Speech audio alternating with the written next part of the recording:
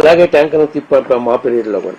నేరుగా ఒకసారి నాకు కంప్లైంట్ వస్తే పరీక్షలు చేయించి సంబంధిత కంపెనీని కూడా బ్లాక్ లిస్టులో పెట్టడం జరిగింది. అట్లాంటి ఉద్దేశాలకు పోవాలనుకుంటే కంపెనీని బ్లాక్ లిస్టులో ఎందుకు పెట్టాల్సిన అవసరం ఉంటుంది మాకు? మేము కిలో నెయ్యి 326 రూపాయలకే కొనుగోలు చేశాము. అందువల్లనే కల్తీ నెయ్యి కావటం వల్ల ఇంత తక్కువ ధరకి వచ్చిందనే ఒక దుష్ప్రచారం కూడా జరుగుతుంది.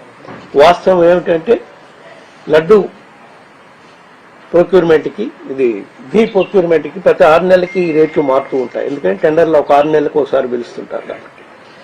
ఒక సందర్భంలో ఒకసారి మాత్రమే ఈ రేటు ఉంటుందని చెప్పలేం. టెండర్లను బట్టి ఈ రేట్లు 400 రూపాయల దాకా మా పీరియడ్లో కూడా 400, 475 వరకు కూడా ఈ ప్రొక్యూర్మెంట్ చేయటం జరిగింది.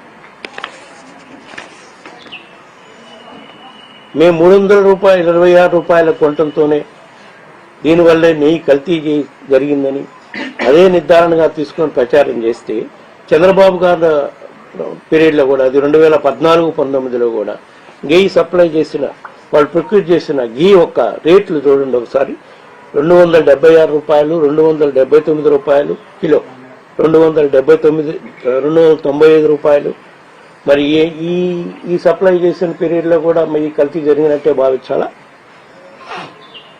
అందుకనే సిట్ విచారణ సమయంలో నేను వాళ్ళు రిక్వెస్ట్ చేశాను, 2 విషయాలు మీరు క్లారిటీగా చెప్పండి అని. మీరు 2014 నుంచి 19 వరకు సప్లైస్ మీదే దృష్టి పెట్టి ఎంక్వైరీ చేస్తున్నారు.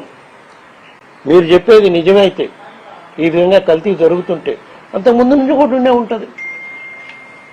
సో అంతకుముందు 10 సంవత్సరాలు, 15 సంవత్సరాలు, మరి ముఖ్యంగా 2014 నుంచి 19 పీరియడ్లో కూడా ఇదే మాదిరిగా రేట్లు కొన్నారు కాబట్టి అప్పటి నుంచి కూడా సప్లై చేసిన వాటిపై కూడా ఎంక్వైరీ చేయాలని చెప్పి డిమాండ్ చేయడం జరిగింది. అప్పుడు ఏ ప్రభుత్వం అన్నా ఉన్నాయి.